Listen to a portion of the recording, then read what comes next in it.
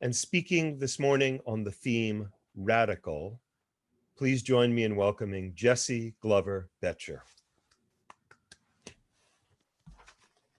Thank you so much. I want to first thank the amazingly kind and thoughtful team that puts together Creative Mornings Columbus.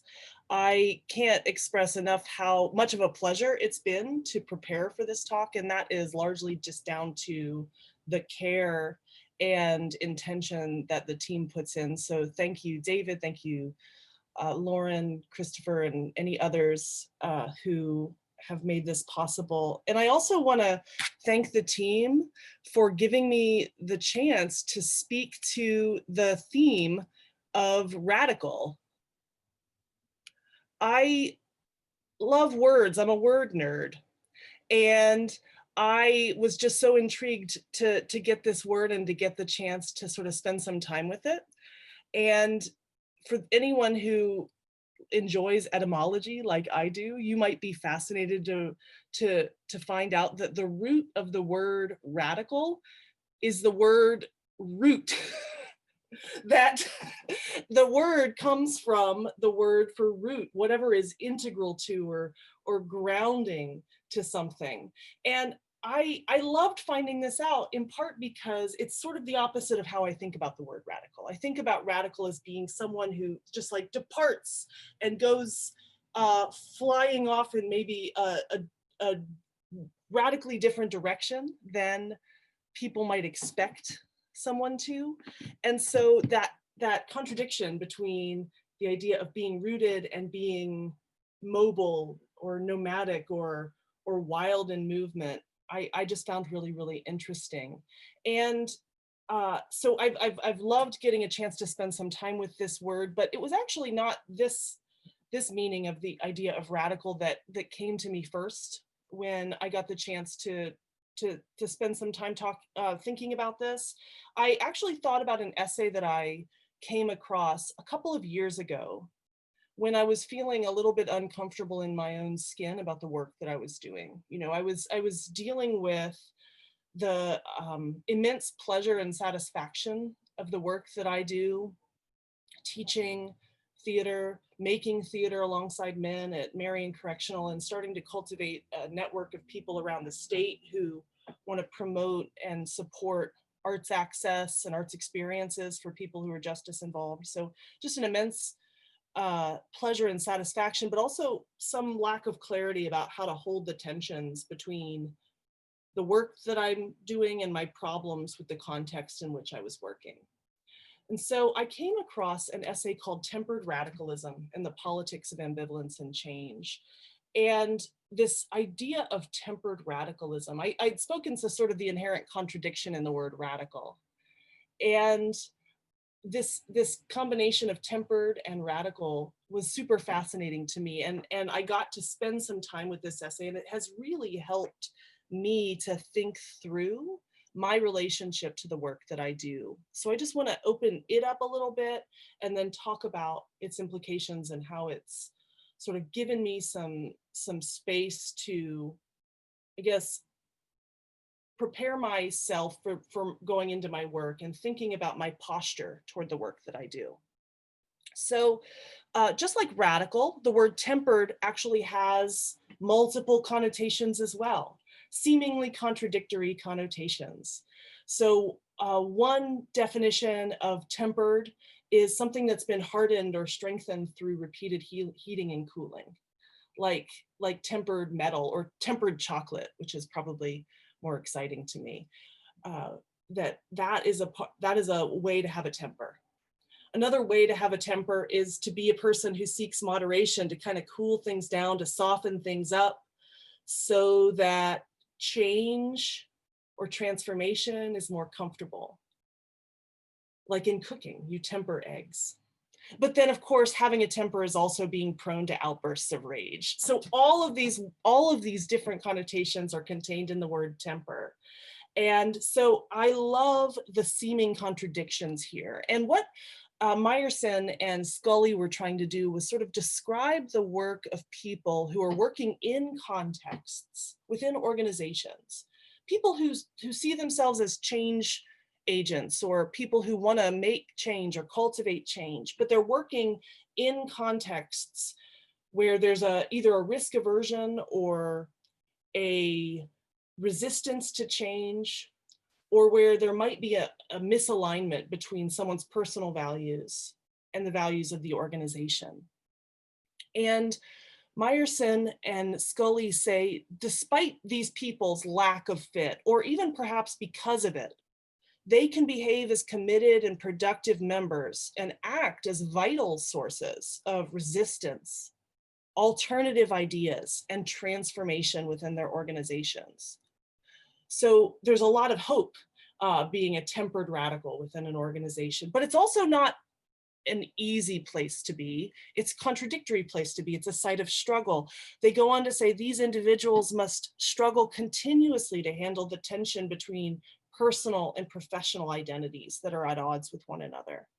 They say tempered radicals have to be simultaneously hot and cool-headed as they seek to cultivate change, sometimes over a really long period of time within their organizations. They might be ambivalent about themselves and or about the context in which they work. And I love this article because it emphasizes that ambivalence is not bad. It's not something to cure. In fact, it can be the place where you get fuel to go forward in your work.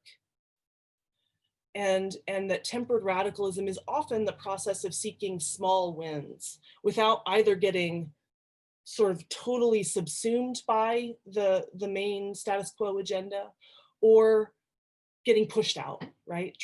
Maintaining that sort of radical temper in the middle.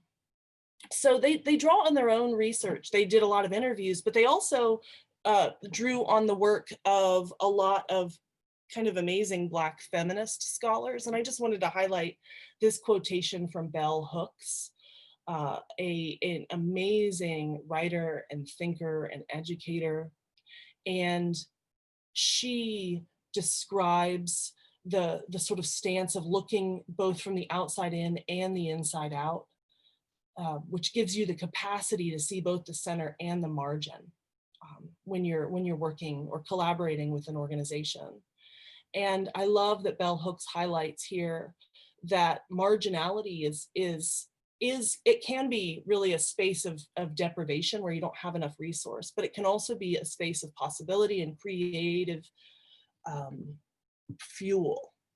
So I'm actually not necessarily the primary audience for this piece. The authors intended it for people who are in those organizations, who hold positions within organizations where they might have a value misalignment, or where there's a resistance to change and they want to be the agent of change. And I imagine that there are people on this Zoom call who might relate or see themselves in that picture of the tempered radical.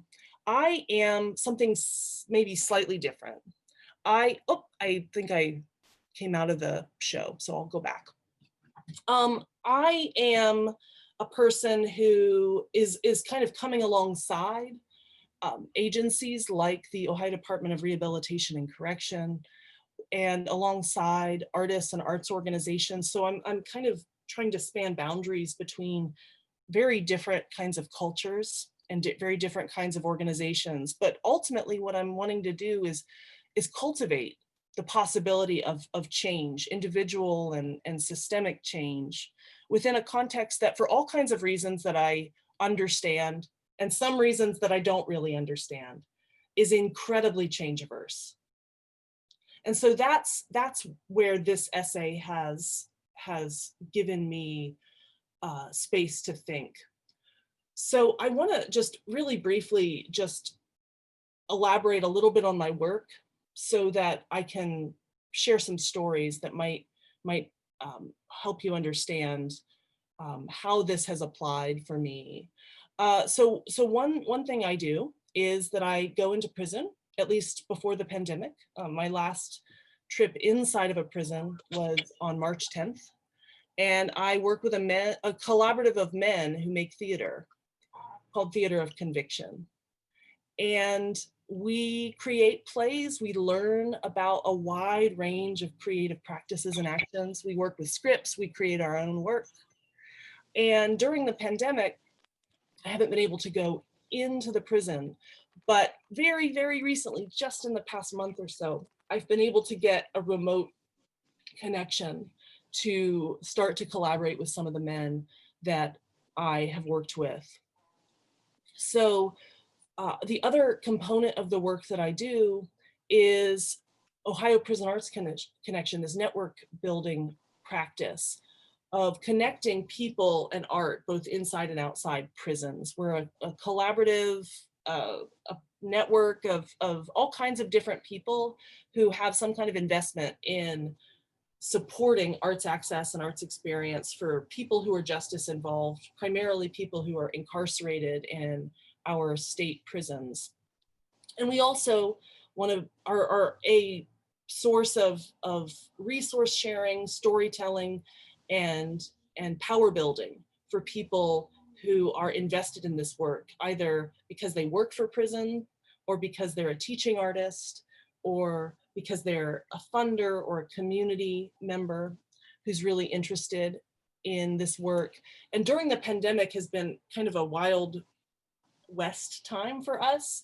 We have done a number of different things, from building a weekly conversation series on Facebook to starting some art projects, one coming from inside prison, one coming from outside prison. We've been able to start to cultivate some partnerships with grassroots and established arts organizations. And we are working on building a research initiative. So it's a really exciting time. So the work requires a lot of different actions. It requires working right alongside with folks who are directly impacted with the justice system. It requires working alongside people who work for the justice system or the carceral system. And it requires working with community members who may or may not have any proximity to the problems of mass incarceration and criminal justice. So for me, the complex implications of tempered radicalism have helped me articulate a posture that I use to approach the work that I do. And I like to think in terms of my posture toward my work, partly because I'm a theater artist and I think a lot about the body and the implications of the body working in space. And also it's helped me to think about actually my literal approach to the work I do, my physical approach. Every time I come in contact with a person who's got a slightly different relationship to these problems and challenges, I have to be aware of my own posture. I have to stay observant and connected to myself, while also being willing to be connected to others. So going back to our prompt question from the top. So the other day, I used the phrase, a bulldozer full of sunshine, to describe my posture or my approach.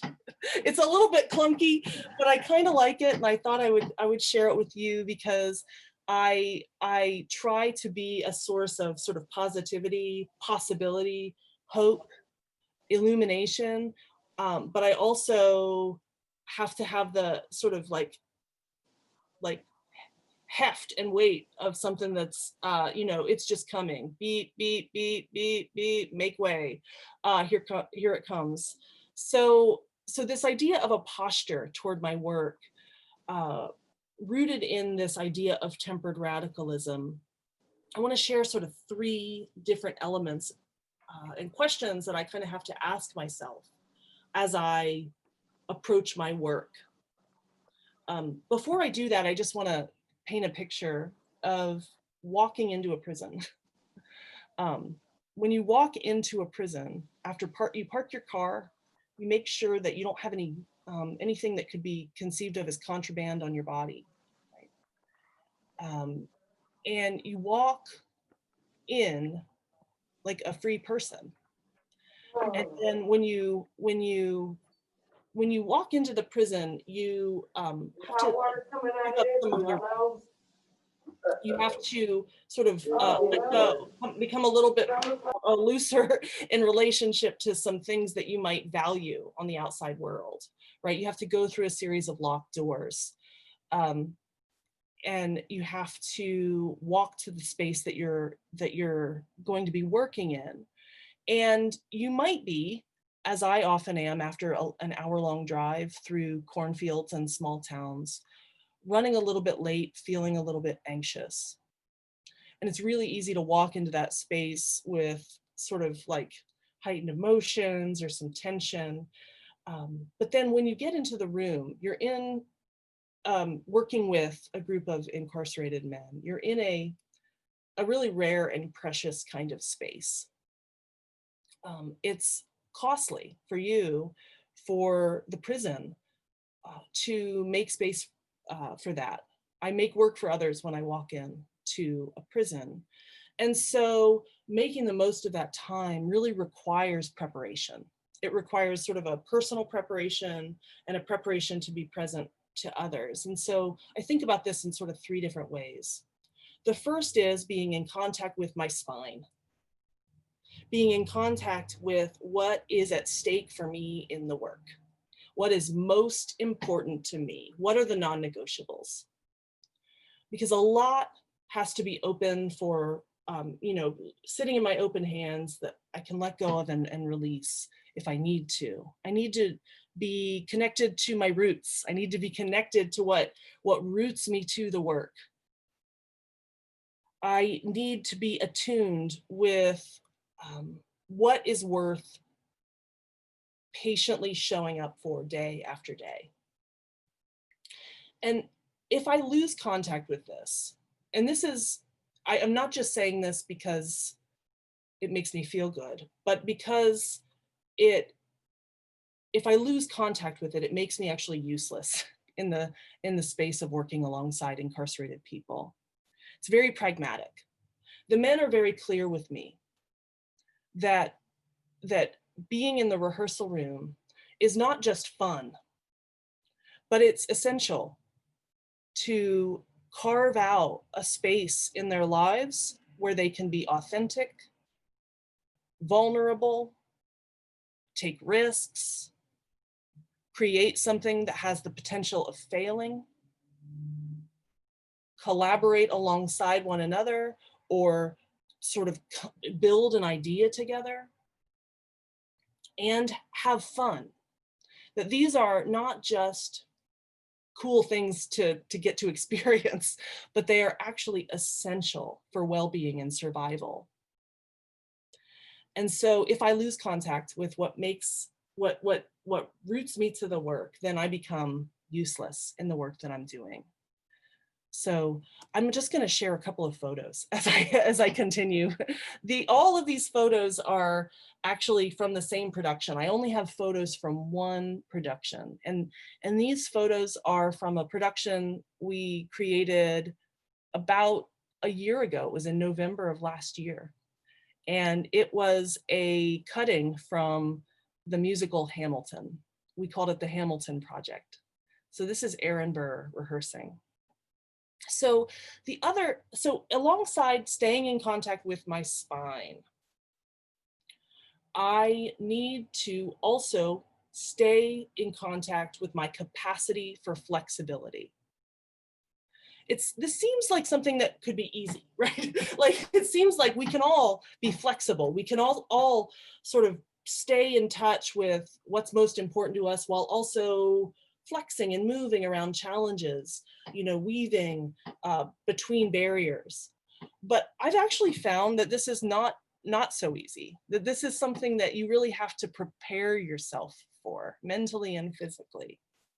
And one of the times that I learned something, I realized that I had so much to learn about this process of being flexible, was actually something I learned from the guys that I work with. So early on in my time, I've worked in the prison environment for about 5 years. August of 2015 was my first time setting foot in this prison. And a couple months in, we were working on 2 projects. We were working on a play that was almost ready to perform. It was practicing in this chapel. And then we were also working on something, we were just reading a play. We were working on unpacking the play and getting ready to start rehearsing it. So I was coming in one day to work on the play that was in the chapel that was almost ready to go. And my escort and I arrived at the chapel just in time to see a corrections officer locking the door and saying, "Chapel's closed, everything's shut down." I still to this day don't know the reason why, and any number of things within a prison can shut things down unexpectedly. You know, something could have happened on the other side of the institution and it changes everything. It has ripple effects across the institution.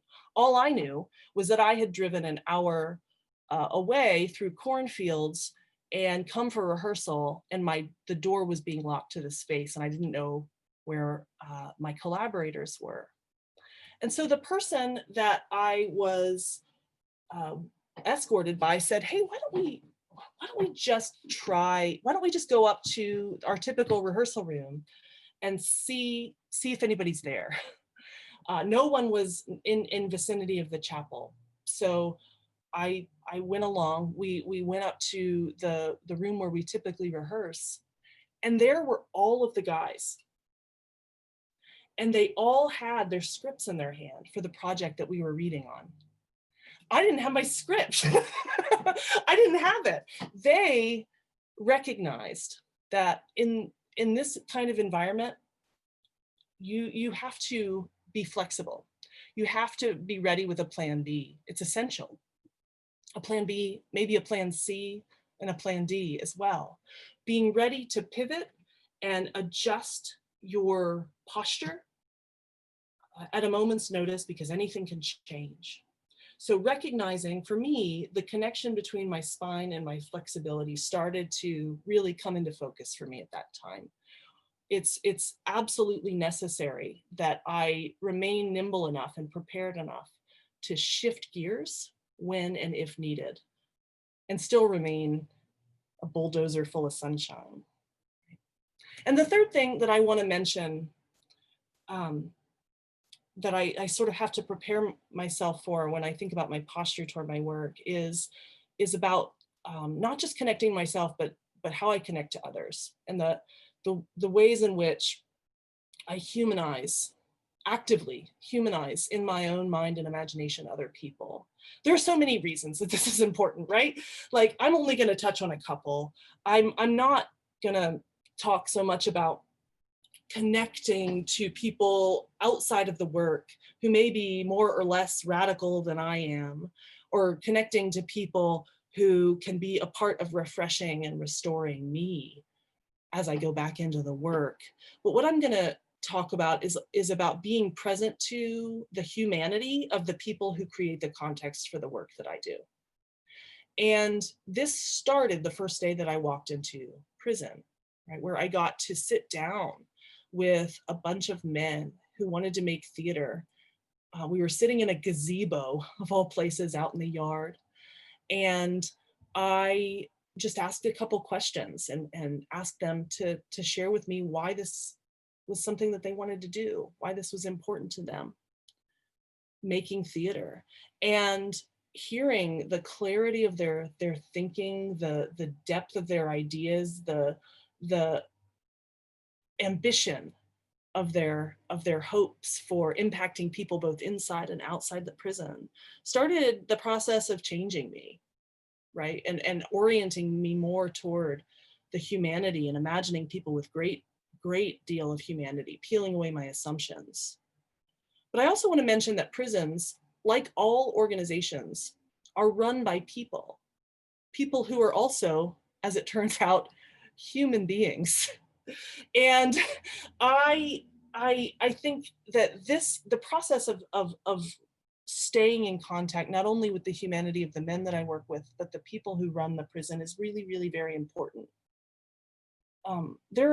There are some contradictions here that I need to surface, that I can simultaneously believe that there are staff members who are showing up 100% to their work, giving themselves fully, engaged in deeply human struggles and carrying it out.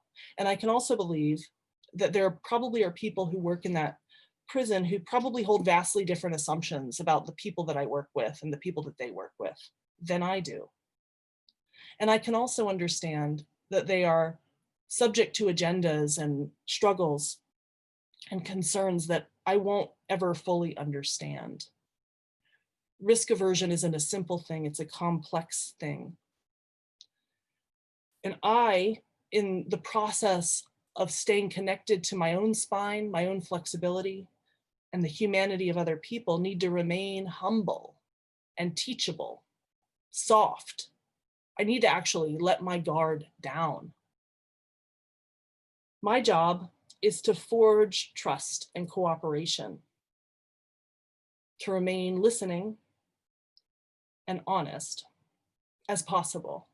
It's always a pursuit, something I have the ambition to achieve, and the best thing that I can do is observe myself.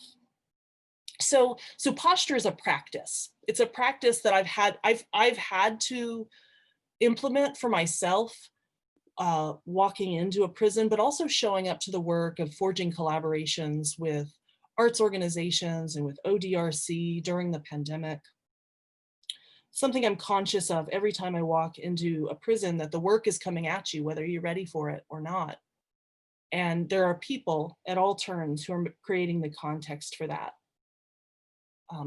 People are limited, organizations are limited, and ignoring constraints is a real recipe for wearing people out and hardening hearts. And that's the last thing that we need.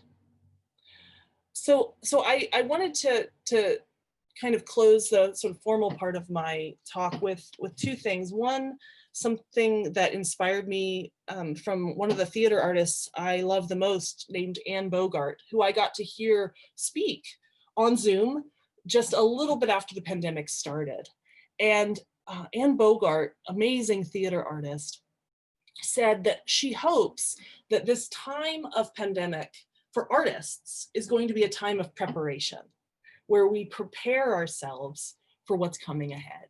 And she used the image of like someone learning how to use a bow and arrow. Like that maybe the pandemic for a lot of artists can be a process of figuring out, learning better how to strengthen yourself, center yourself, and stay flexible enough to pull that bow and arrow into position to aim. And so that when the world changes again, we're ready to go, right? That we can hit our target confidently. And I also want to just share a brief quotation from Adrienne Marie Brown, who is this amazing, oh, there's some love there for Adrienne Marie Brown. She is a doula, she's an activist, she is a social justice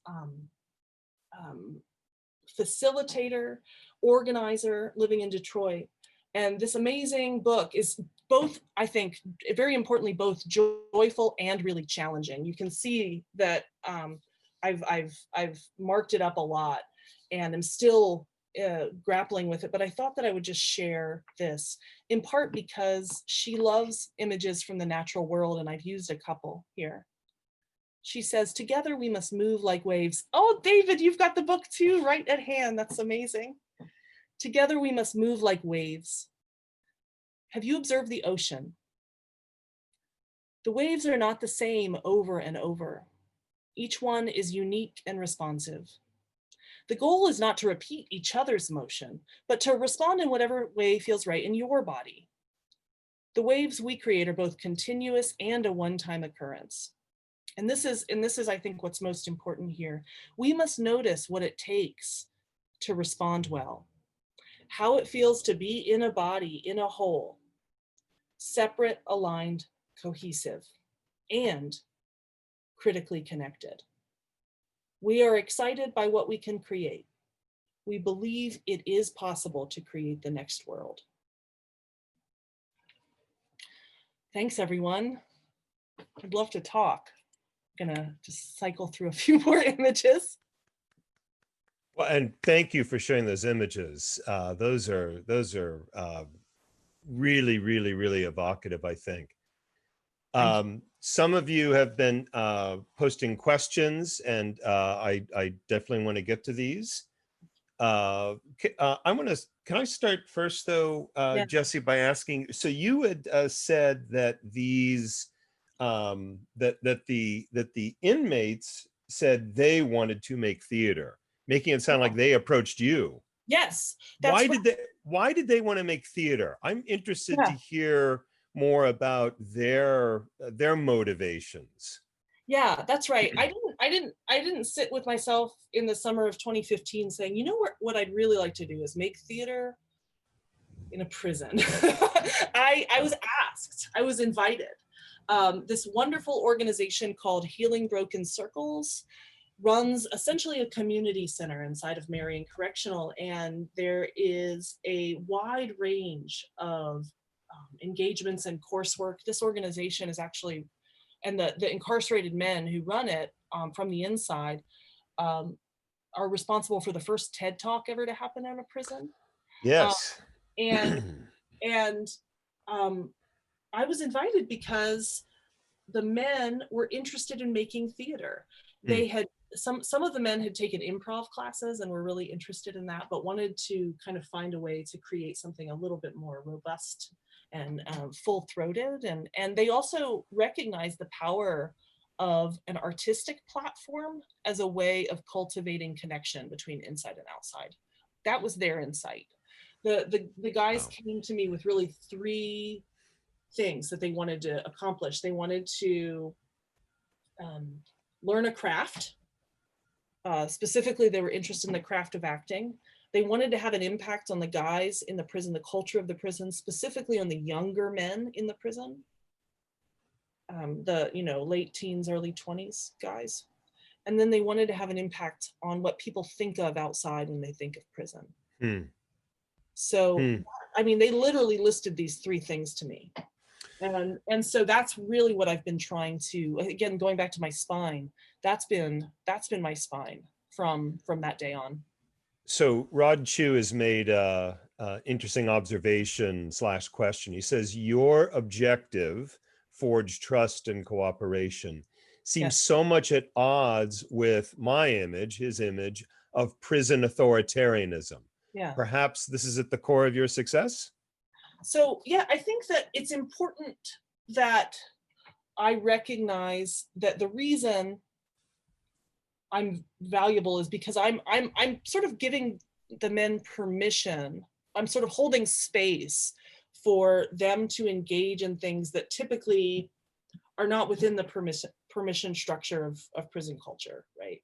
That we sit in a circle, we call each other by names, we create together, we value the word collaboration as opposed to criminalizing the word collaboration, and we build things together, right? There's a something I was told really early on is that if you're going to create a space for collaboration, it's going to need to start with you, to of leveling the hierarchy within the room, because the natural assumption of the prison environment is that there are people who are in charge and people who are not. So that became really important for me very early on. And for me, that starts with a circle, and it starts by getting everybody's voice into the conversation. And it also starts with empathy. I think that something Yeah. that I think is really important, again, about humanizing other people, is about empathizing and really attempting. I don't think I ever fully succeed, but attempting to empathize thoroughly with each person that I come across. And I think that that's important, again, in contrast with the environment, but also because it is sort of core to our ability to allow others to take risks and to support others and to learn. Hmm. Empathy. what a radical act. So here's It's I think that the things that are true everywhere are just often even more intensely true in the prison environment. It's a microcosm.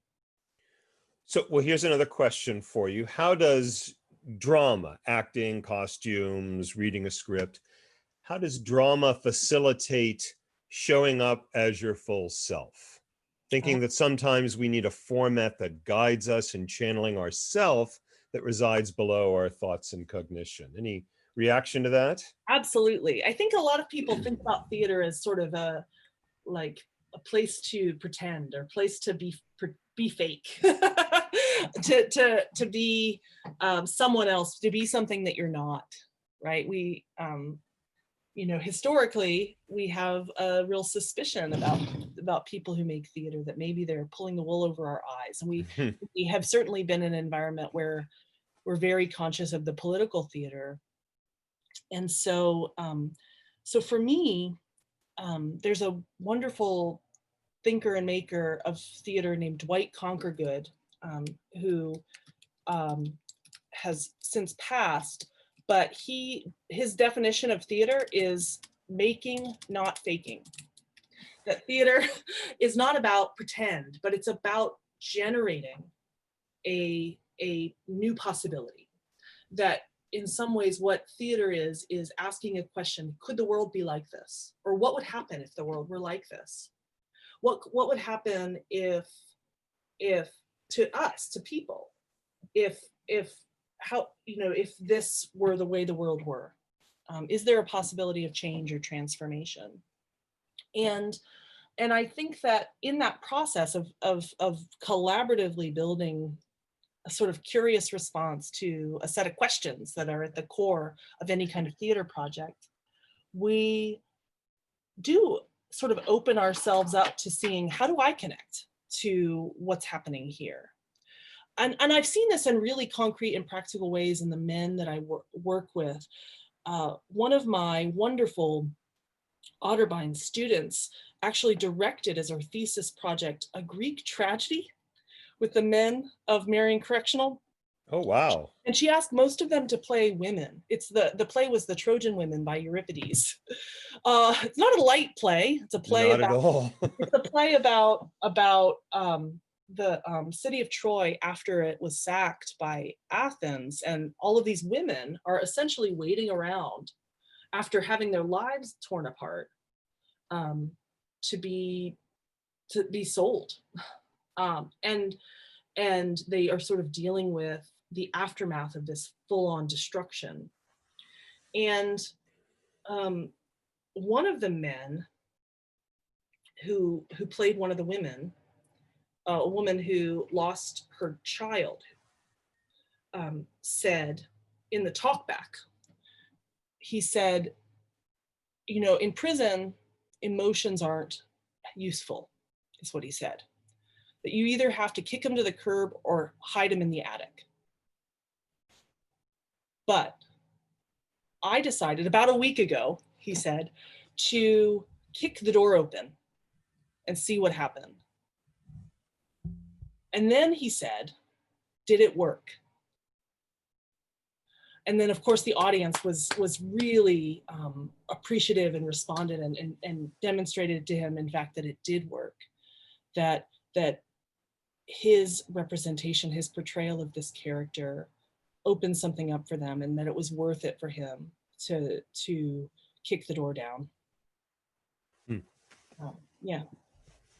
I love that story. And I should, before I get to the last question, I should also sort of say to everyone, if they're not aware of this, Otterbein has an outstanding theater program. So I'm happy to give a shout out for them. How do you think your talk applies to the situation we find ourselves in the world today, politically, especially in the midst of the pandemic?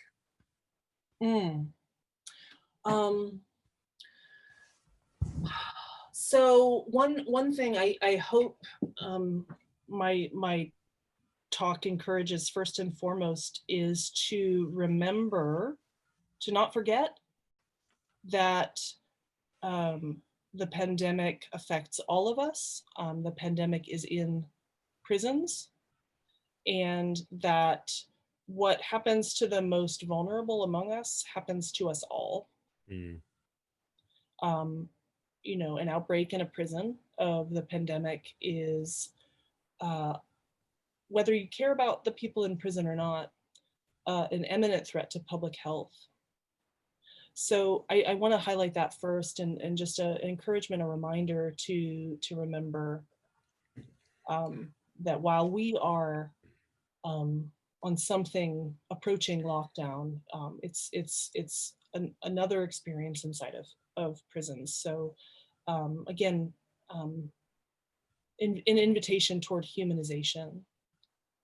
And I think also that my hope is, again, to go back to Anne Bogart, that the pandemic for artists can be a creative opportunity, that we take advantage of the chance to think about, to prepare for whatever's next for us, and to create the possibility that we might be able to hit the ground running. And also that we might pay attention to, as I said in the earlier chat, what we want to hold on to and what we want to leave behind from the before times. So I think that theater for me is about forging new pathways, forging new questions, and creating a platform for people to connect in spite of themselves.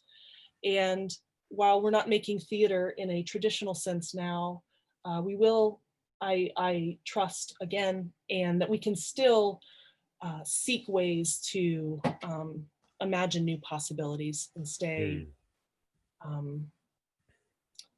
hopeful. Jessie Glover-Boettcher, thank you again for such a wonderful, inspiring talk today.